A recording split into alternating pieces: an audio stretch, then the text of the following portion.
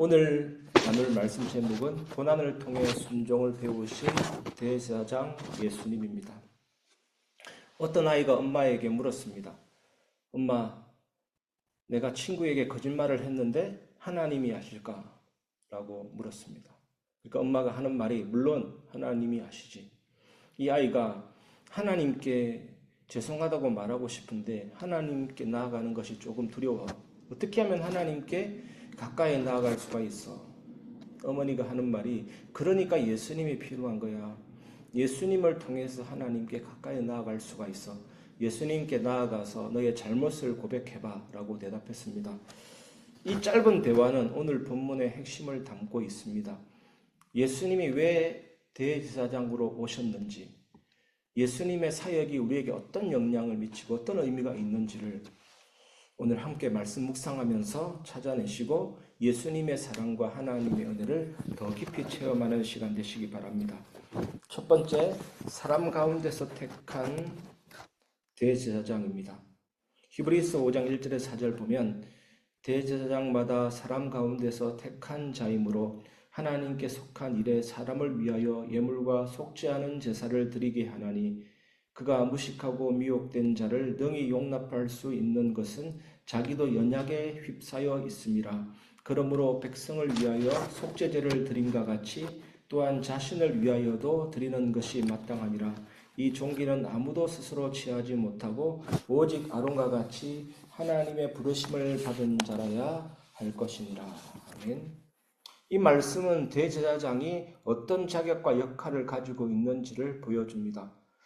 대제사장은 반드시 사람 가운데 택해야 됩니다. 백성의 대표자로서 사람의 연약함과 필요를 잘 이해할 수 있도록 사람 가운데 선택해야 됩니다. 대제사장들은 백성이 죄를 짓고 속죄제를 드릴 때 돕는 역할을 했습니다. 하지만 대제사장은 완전한 인간이 아니었습니다. 연약에 휩싸여 있었던 것입니다. 그래서 속죄제를 돕지만 자기 죄를 속죄하는 제사도 드려야 했습니다. 4절에서는 대제사장이 스스로 이 직분을 취할 수 없고 하나님이 부르신 존귀한 직분이라고 말하고 있습니다. 아론을 하나님이 부르셔서 대제사장으로 세우셨듯이 이 대제사장의 직분은 인간의 욕심과 인간의 어떤 목표로 가질 수 있는 직분이 아닌 것입니다. 우리는 때때로 하나님께 나아가기조차 두려워질 때도 있습니다. 내가 너무 부족하다. 내가 너무 연약하다. 이런 생각에 사로잡혀 있으면 하나님께 가까이 가는 것이 너무 멀리 있는 것처럼 느껴질 수도 있습니다. 그러나 기억하십시오. 우리 곁에 누가 있습니까? 예수님이 있습니다. 예수님은 대제사장이십니다. 이런 예가 종종 나옵니다. 어떤 의사가 큰 병에 걸려서 환자의 고통을 이해하게 되어서 더 치료할 때 그 환자 고통을 알고 도와주는 그런 예화가 있습니다. 대제사장도 마찬가지입니다. 나의 연약함을 통해서 백성의 고통을 공감하면서 하나님께 나아갔습니다. 그래서 그들은 완벽하지가 않습니다. 그들에게도 죄가 있기 때문에 속죄하는 제사를 드려야 했습니다. 하지만 예수님은 다릅니다. 예수님은 죄가 없으십니다. 완전하신 분이십니다. 예수님은 단 한 번의 제사로 구원을 이루셨습니다. 왜 그렇습니까? 예수님은 하나님께서 세우신 대제사장이시기 때문입니다. 이것이 오늘 두 번째로 나눌 말씀입니다. 하나님이 세우신 대제사장 예수님. 또한 이와 같이 그리스도께서 대제사장 되심도 스스로 영광을 취하심이 아니요 오직 말씀하신 이가 그에게 이르시되 너는 내 아들이니 내가 오늘 너를 낳았다 하셨고 또한 이와 같이 다른 데서 말씀하시되 내가 영원히 멜기세덱의 반차를 따르는 제사장이라 하셨으니 5절에서 예수님은 스스로 대제사장이 되기를 원하신 것이 아니라 하나님의 부르심에 순종하셨다라고 나와 있습니다. 그리고 이어서 히브리서 저자는 시편 2편 7절을 인용해서 너는 내 아들이라 오늘 내가 너를 낳았도다. 예수님은 하나님의 아들이시면서 예수님은 하나님이신 신성을 가지셨으면서 그 직분은 특별한 직분이다라고 강조하십니다. 그리고 시편 110편 4절에 보면 멜기세덱의 반차를 따르는 제사장이라는 말이 나옵니다. 멜기세덱은 창세기 14장에서 갑자기 나왔다가 사라진 인물입니다. 아브라함을 축복하고 나서 갑자기 사라진 인물입니다. 이 멜기세덱이라는 인물은 대제사장의 영원성을 말하고 있습니다. 구약의 대제사장은 일시적이면서 유한했습니다. 그러나 예수님은 영원한 대제사장이 되십니다. 하나님과 인간 사이를 영원히 잇는 다리가 되십니다. 여러분 상상을 해보십시오. 죄로 인해 하나님과 멀어진 우리, 끝없는 절망 속에서 하나님을 알 수 있는, 하나님을 만날 수 있는 길을 영원히 잃어버린 우리를 떠올려 보시기 바랍니다. 우리 앞에는 엄청난 골짜기가 있습니다. 위험한 절벽이 있습니다. 하나님과 우리 사이를 가로막고 있습니다. 그러나 예수님은 우리를 그냥 내버려 두지 않으셨습니다. 여러분, 이 다리를 보십시오. 한쪽 끝은 하나님께 닿아 있습니다. 그 끝에는 거룩함과 영광이 있고 또 다른 끝은 우리에게 닿아 있습니다. 우리의 죄와 실패와 연약함에도 불구하고 그 다리는 영원히 무너지지 않습니다. 이 다리가 누구입니까? 바로 예수 그리스도이십니다. 이 다리는 영원히 끊어지지 않는, 끊어질 수 없는 것입니다. 그러므로 여러분 두려워하지 마십시오. 우리의 연약함 때문에 하나님께 나아가는 길이 막혔다라고 느껴지십니까? 아닙니다. 거기에 예수님이 계십니다. 그 다리는 열려 있는 것입니다. 여러분 담대히 그 다리를 걸어가시고 매일 한 걸음 한 걸음씩 걸어가시기를 바랍니다. 예수님은, 하나님은 우리의 발걸음을 붙잡고, 예수님은 우리의 발걸음을 붙잡고 하나님께로 나아갈 수 있도록 우리를 인도해 주십니다. 오늘도 내일도 이 다리 대신 예수 그리스도를 붙드시기를 바랍니다. 그런데 여러분, 우리가 걸어가야 할 이 다리는 그냥 세워진 것이 아닙니다. 예수님께서 우리의 죄와 연약함을 짊어지시고 모든 고통을 통해서 완성하신 것입니다. 그것이 오늘 세 번째로 나눌 말씀입니다. 고난을 통해 완전한 구원의 근원이 되신 예수님입니다. 그는 육체에 계실 때에 자기를 죽음에서 능히 구원하실 이에게 심한 통곡과 눈물로 간구와 소원을 올렸고 그의 경건하심으로 말미암아 들으심을 얻었느니라. 그가 아들이시면서도 받으신 고난으로 순종함을 배워서 온전하게 되셨은즉 자기에게 순종하는 모든 자에게 영원한 구원의 근원이 되시고 하나님께 멜기세덱의 반차를 따른 대제사장이라 칭하심을 받으셨느니라. 7절은 예수님의 지상생애의 모습을 말하고 있습니다. 육체에 계실 때에 자기를 능히 죽음에서 구원하실 이에게 심한 통곡과 눈물로 간구와 소원을 올렸다라고 말씀하고 있습니다. 이 장면은 겟세마네 동산의 기도 현장을 떠올리게 합니다. 예수님이 십자가를 앞두고 얼마나 간절히 기도했던지 모세혈관이 터져서 땀샘으로 분출된 것입니다. 이것을 헤마티드로시스 혈안증이라고 하는데 극도의 불안에 있는, 폭풍을 만난 침몰 직전에 배에 탄 뱃사공, 이런 사람들에게 나타난 증상인데 예수님이 얼마나 긴장하고 두려웠던지 간절히 기도하는데 피땀을 흘리신 것입니다. 예수님은 하나님의 아들이시지만 사람의 몸을 입고 모든 연약함과 고난을 체휼하신 것입니다. 그래서 그 순종함을 통해서 온전하게 되셨다라고 오늘 말씀하시는데 여기에서 온전하다라는 것은 구원을 완전히 이루셨다라는 뜻입니다. 여러분, 예수님의 십자가에서 죽으신 것은 우리의 죄를 대속하는 죽음이고 또 그 십자가는 하나님의 말씀을 온전히 순종해서 우리에게 의를 증가하는 십자가입니다. 십자가에서 완전한 교환이 이루어진 것입니다. 십자가는 죄를 속하는 십자가뿐만 아니라 말씀을 온전히 다 이루어서 그 의를 우리에게 증가시켜서 나를 의롭다 해주시는 십자가입니다.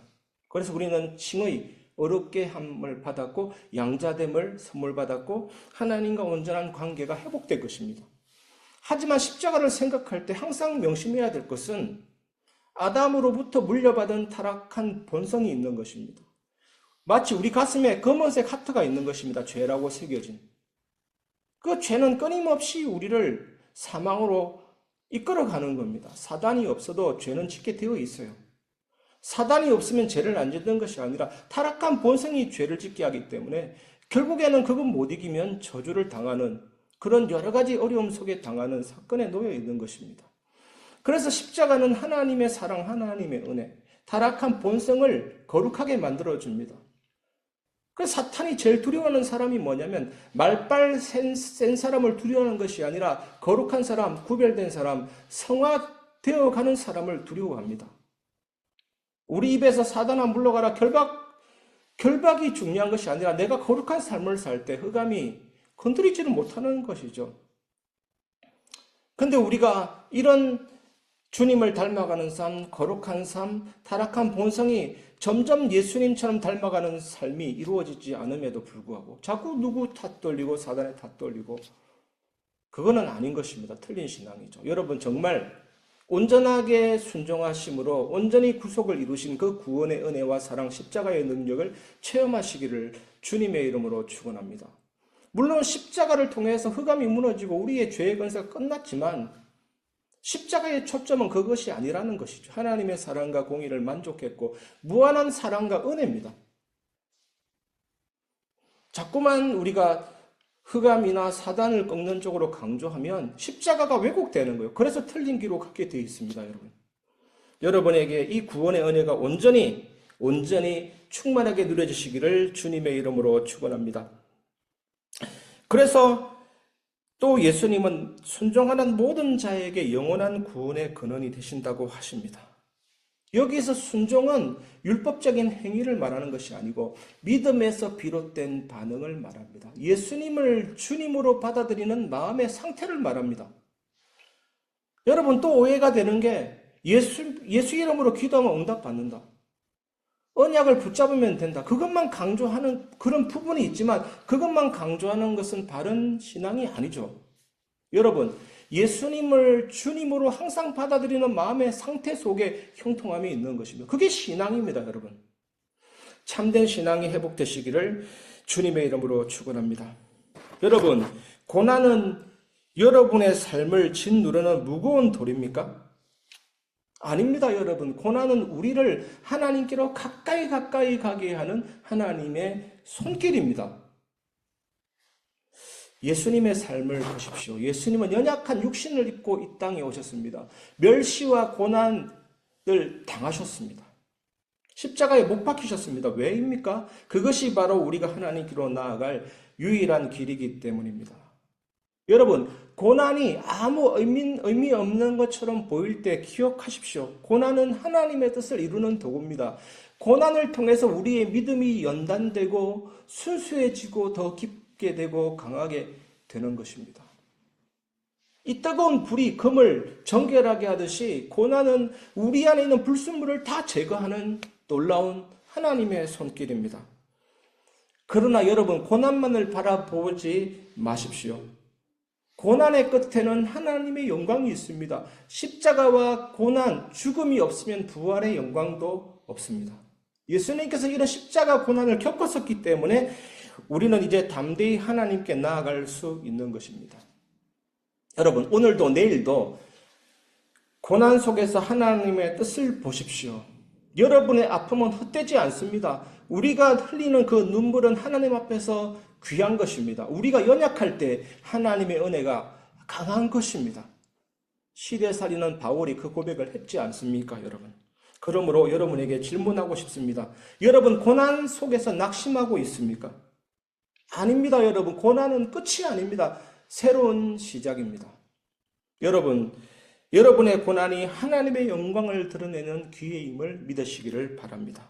그러므로 여러분, 속으로 이렇게 외치십시오. 고난아 올 테면 와라. 너를 통해서 하나님의 뜻을 찾아내리라. 눈물아 흘릴 테면 흘려라. 너를 통해서 하나님의 은혜를 깊이 경험하리라. 예수 그리스도의 십자가의 능력이여 나를 이끌어서 하나님의 영광을 보게 하옵소서라고 기도하시기를 주님의 이름으로 축원합니다. 오늘 말씀을 마무리하겠습니다. 고난 내려놓기입니다. 고난을 어떻게 내려놓을까요? 사실은 너무나도 쉬운 답이 우리에게 있는데 어렵게 생각해서 그렇습니다. 여러분, 지금 마음속에 하나님께 맡기고 싶은 걱정이 있습니까? 맡기고 싶은 고민이 있습니까? 떠올려 보십시오. 그것이 여러분의 마음을 무겁게 한다면 지금 예수님께 내려놓아야 될 시간인 것입니다, 여러분. 예수님, 제 고난을 당신께 맡깁니다. 기도하십시오. 나의 영원한 대제사장이 되어서 하나님께로 더 가까이 이끌어달라고 기도하시기 바랍니다. 나의 모든 삶의 무게를 예수님께 내려놓는다라고 기도하시기 바랍니다. 오늘 이 말씀이 여러분에게 그 교훈과 답을 주고 있습니다. 고난을 통해 순종을 배우신 대제사장이신 예수님이 여러분의 대제사장이기 때문에 나는 모든 것을 내려놓을 수 있는 것입니다. 고난을 내려놓고 참된 평안함이 여러분에 넘치시기를 주님의 이름으로 축원합니다.